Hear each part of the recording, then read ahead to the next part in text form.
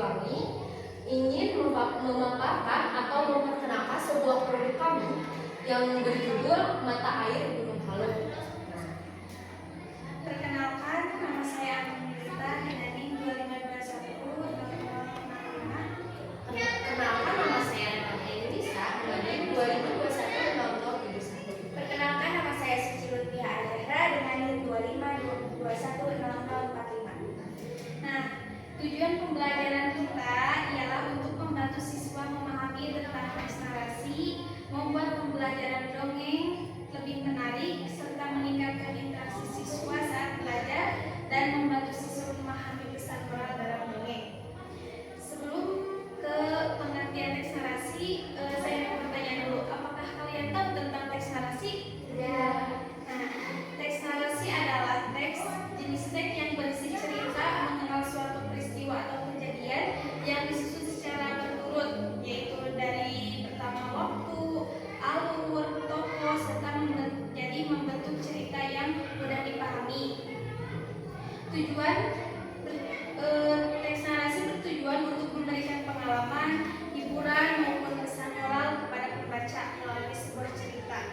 Dalam teks narasi biasanya terdapat tokoh, latar, tempat, dan waktu, konflik, serta penyelesaian masalah yang membuat cerita menjadi lebih menarik. Selain itu, teks narasi juga menggambarkan bagaimana suatu peristiwa terjadi dari awal hingga akhir. Oleh karena itu, teks narasi sering terjebak dalam dongeng, legenda, cerpen, novel, maupun cerita pengalaman pribadi.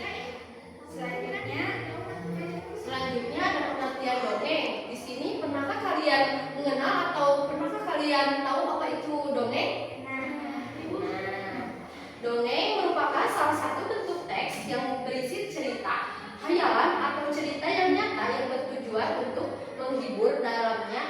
Dalamnya dongeng disusun secara runtut dari awal hingga akhir, sehingga dongeng biasanya terdapat tokoh, latar, alur, konflik, dan penyelesaian masalah yang membuat cerita menjadi lebih hidup. Tokoh dalam dongeng dapat berupa manusia, hewan, maupun makhluk hayal yang seringkali memiliki kemampuan unik untuk hewan, seperti hewan yang dapat berbicara atau benda yang memiliki kekuatan anjing. Selain sebagai hiburan, dongeng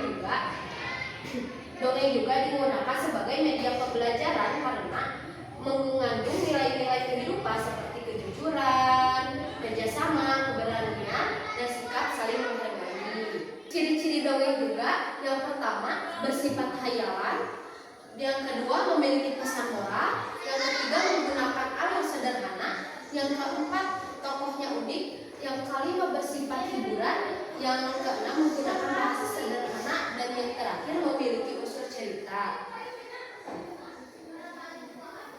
Di sini juga ada struktur dongeng. Yang pertama ada orientasi, yang kedua komplikasi, dan yang ketiga resolusi, dan yang terakhir koda.